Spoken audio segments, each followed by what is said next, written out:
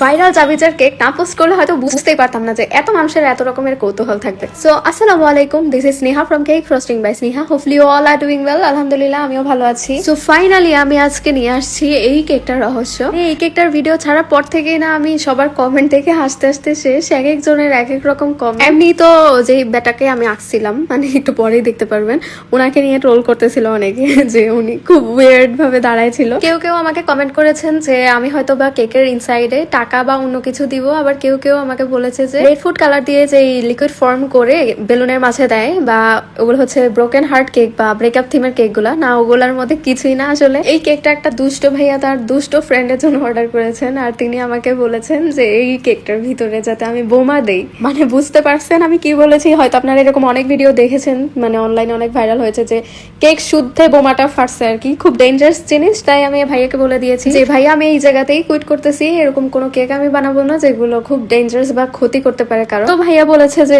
উনিই করে নিবে, সমস্যা নাই, আমি যাতে কেকটার মাঝখান বরাবর কিছু অংশ ফাঁকা রাখি। তো উনি যেহেতু বলেছে তাই আমি মাঝখান দিয়ে কিছু অংশ ফাঁকা রেখে ওনার বলা নামটা লিখে দিয়েছি যে happy birthday Jabid. So funny. So this is for today. আর হোপফুলি সবাই ভালো থাকবেন, সবাই সবার জন্য দোয়া করবেন। আল্লাহ হাফেজ।